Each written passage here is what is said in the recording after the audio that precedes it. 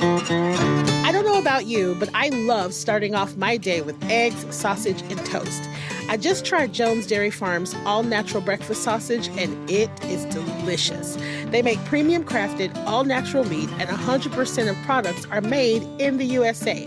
And y'all, they have so many options: pork, chicken, turkey, or center-cut Canadian bacon. So check out their product finder on jonesdairyfarm.com to find out where to find Jones near you.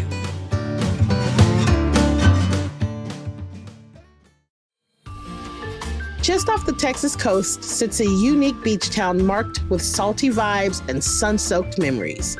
Port Aransas is a place where family traditions unfold naturally, and beauty lies both in island views and the unhurried moments between adventures. One visit, and you'll see why generations of Texans have anchored their traditions to the island life. Start your new favorite family tradition in Port Aransas, Texas. Go to visitportaransas.com and plan your visit to Austin's beach.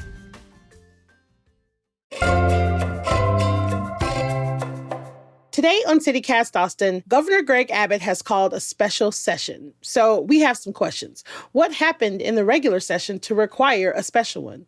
So we asked lawmakers on both sides of the aisle to discuss, and Democratic Senator Sarah Eckhart stepped up.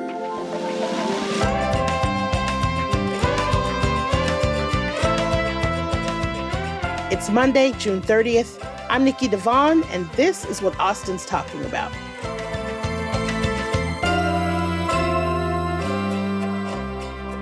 Hello, I am here today with Senator Sarah Eckhart, state senator representing Austin, Texas. I'm so happy to have you here. Oh, it's great to be with you, Nikki. So we're going to get into it because it's been crazy. It's been crazy. Governor Abbott just announced that there's going to be a special session and at least 6 bills are going to be heard during it. One of these bills is the one that would have banned basically all consumable hemp in Texas.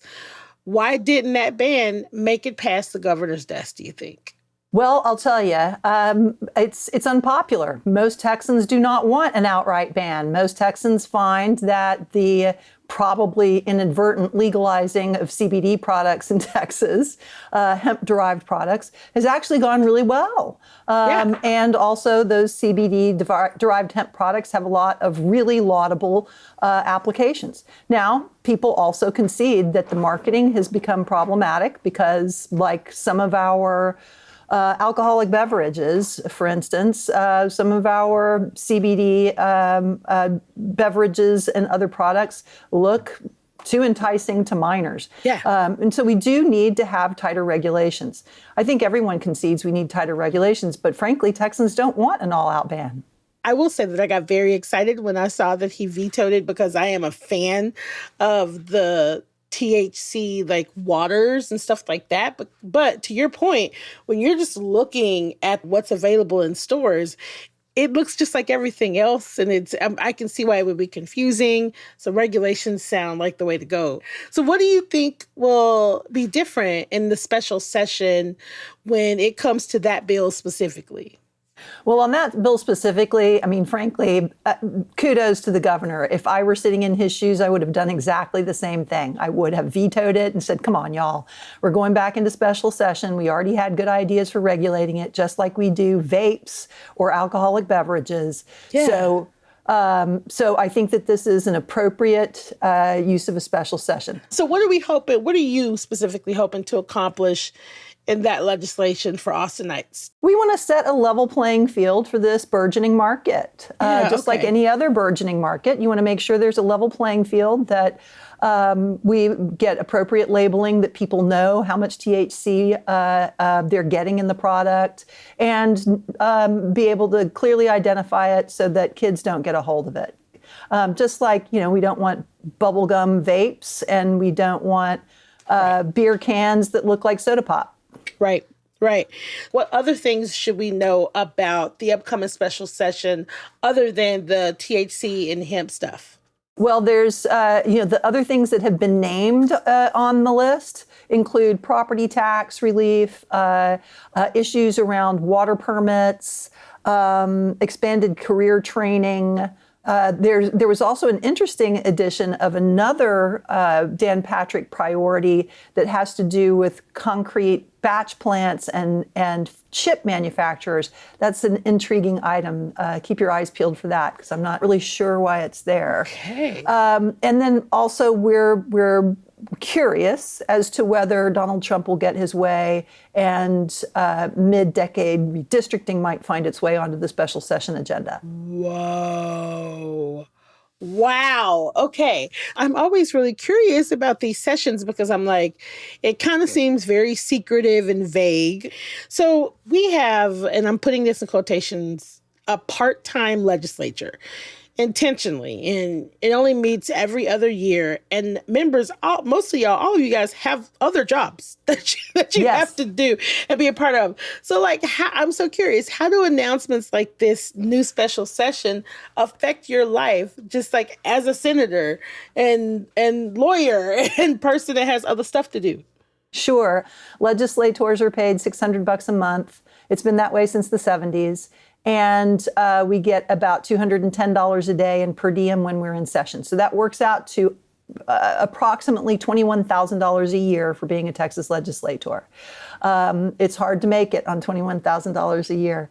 So those of us who aren't independently wealthy or aren't married to someone who is, we have to work for a living. And so we have to have jobs that will tolerate us being gone 5 months out of every other year, and sometimes longer.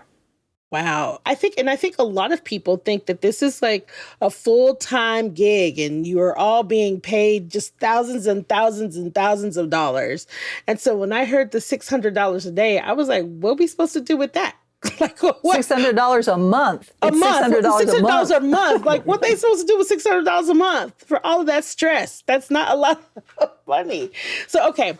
Do we know how this special session could potentially impact Austinites directly yet? Do we know? We don't know yet. The session, as it usually does, there were a bunch of Austin bashing bills, and we managed to kill every single one of them, with the exception of one that the city of Austin and the city of San Antonio allowed for travel reimbursement for individuals who needed to travel out of state to get reproductive health care. That bill banning cities from making those sorts of grants did pass, but that's the only Austin bashing bill that made it through.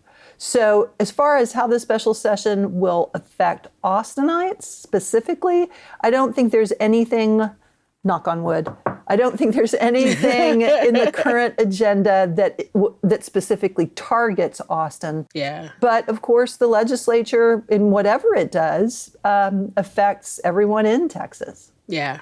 So let's get into that because we spoke to you at the beginning, at the start of the session. How well do you think things went? Like, what grade would you give yourself as a lawmaker this session, and what grade would you give Texas overall in this section? You know, my electorate, of course, is the ultimate grader of my performance. But so far, I feel like I represented my people well. I mean, I am of Austin, and this is who we are. And representing my district well, and bravely standing up and saying, hey, this is who we are. We protest at city council meetings, and we protest at UT. And you're cutting off our ability to protest. You're cutting off our local control. Consequently, I am considered one of the furthest left in the chamber. Bear in mind, of course, the middle in my chamber has moved very far right. Yes. So far right, in fact, I sometimes feel I am the only fiscal conservative left in the chamber because some of my colleagues are doing things that are frankly foolhardy with regard to the budget. But in terms of bills, we passed a few good bills. We passed Academic Fresh Start so that adult learners can get back into college and don't have a bad transcript hanging around their necks for 10 years. We passed a bill that creates tuition waivers for paramedics. That, along with Cheryl Cole, I'm super proud of that. That's awesome. Yeah. We passed a big water bill that dedicates $1 billion toward the Texas Water Plan and dedicates an ongoing funding source for the Texas Water Plan over the next several years. And that was really good. We did a terrible thing in passing vouchers, and then we did a least we could do kind of thing in putting significant dollars toward public education that frankly had been held hostage for the last 2 years. So there's been some good, there's been some bad. Yeah, but it feels good to hear the good, like listed out, because honestly, I don't hear it. I hear the bad stuff. It feels good to hear the good stuff.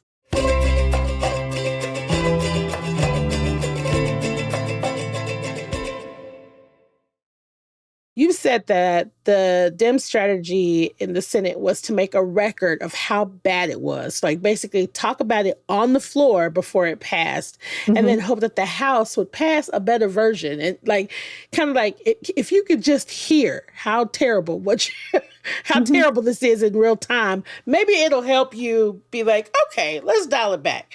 Did this strategy work? It did. So let's take, for example, the Austin bashing bills. I stood up and made a full-throated defense of the city of Austin. The Texas Senate doesn't care. It went down to the House, and the House crushed those bills. Then one of the bills made it out and made it back to the Senate, and I crushed it in the Senate. So that worked really well. That strategy worked.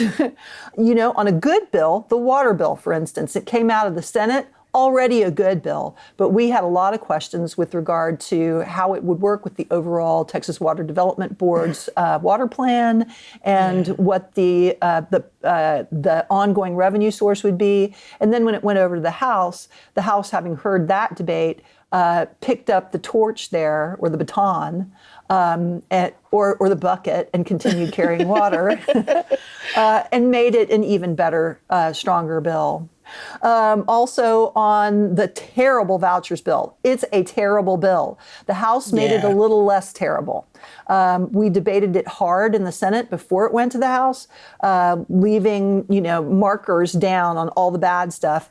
And the House did significantly lessen its terribleness. What concerns you the most in the voucher bill that passed? There is really no evidence that the voucher bill will not predominantly advantage private schools. Right. It doesn't actually advantage students or families. It advantages private schools and predominantly parochial schools, religious-based institutions. Yeah. So all of the analysis on, frankly, any side of this issue, all credible analysis indicated that the people who would be winning this voucher lottery are people who already have their children in private schools. And the other deep concern with this is that these, even if it wasn't advantaging kids already in private school, also the private schools get to pick which students they take. They're under no obligation to take students. They get to pick whichever kid they want. And they're going to pick the kids that, from a market standpoint, they're going to pick the kids for which it's cheaper to educate them. They're not going to pick the kids that have a lot of needs. And in fact, the legislature did nothing about the fact that if a private school does take a child with some kind of educational or physical disability, the public school has to sport the cost of doing the assessment for the child. What? Yes. There's going to be a handful of students, a handful of examples of super altruistic private schools who take kids who really, really need to go and put them on fabulous scholarships. That's going to happen. But the vast majority are going to be families whose kids are already in private school and can already afford the tuition, which is far more expensive than the $10,000 voucher. Yeah, so they just got a coupon. Oh, man, that's infuriating. The other infuriating part is that the cost of the voucher program goes up to $5 billion by the end of the decade. So if the legislature continues to fund it in its current form, the price tag will be $5 billion by the 2031 legislative session. $5 billion? $5 billion with a B. Oh, my God. I don't know if it's just strictly this time or is this how it always works. It sounds like when you are having these conversations with the House and going back and forth, it's more than just like hoping they'll do the right thing. Y'all are having some serious, you're really, really getting into the thick of things and really having to, I don't know what the term of it is, compromising maybe back and forth, like getting them to compromise just a little. Yeah, when the legislature is working at its best, Yeah. House members and Senate members are in constant collaboration. They're looking for bills that are like the bills that they're filing. So as a senator, I look for House bills that are similar and have similar goals to what my goals are. And if a House member has a better idea, I reach out to them and say, hey, I like your idea. May I sponsor it in the Senate, or do you already have a Senate sponsor? And the same goes for the House members. So we're constantly going back and forth, looking for the better way to skin a cat. That's how it should be. I love that. I guess I didn't understand or realize how much collaboration, that was the word I was looking for, how much constant collaboration that there is going. So what do you think this time around was probably the worst bill for Austinites? The worst bill for Austinites.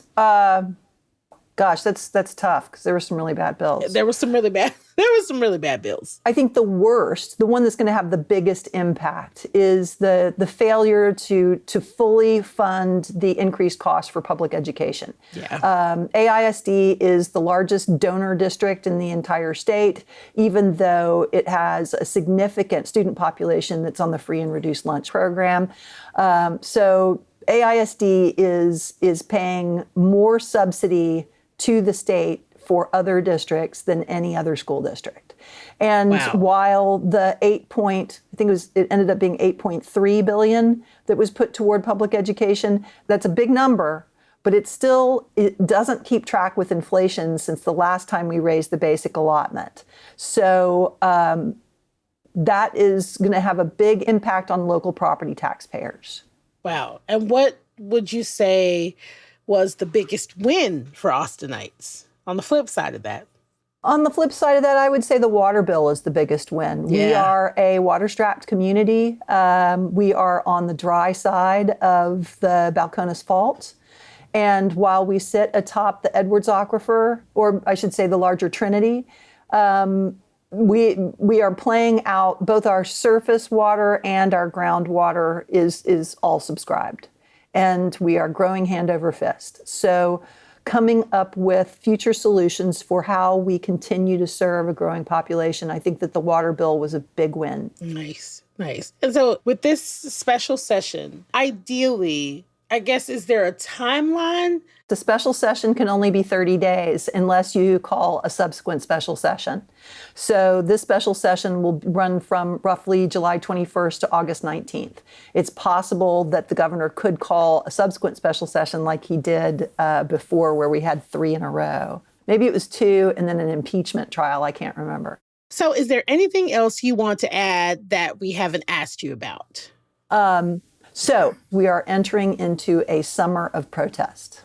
We are going to see more protests under the Trump administration, and that is our right. And as long as we stay nonviolent in our protest, we will win. It's very, very important for us to preserve our democracy by getting out and engaging in protest. And there are hundreds of ways to engage in nonviolent protest. You can come to a march, certainly. You can participate in a boycott. You can send letters and emails and make phone calls. You can organize your workplace. You can organize your school. You can decide on a different trajectory for your investment portfolio.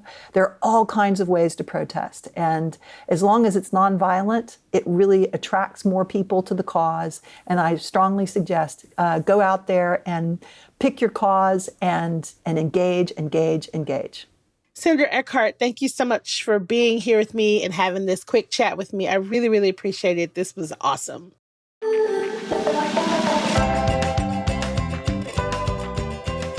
That's all for today here on CityCast Austin. You can find links to Senator Eckhart's social media in our show notes. If you enjoyed the show, why not tell a friend, rate the show, leave us a review, and subscribe to our Hey Austin newsletter. We'll be back tomorrow morning with more news from around the city. Bye, y'all.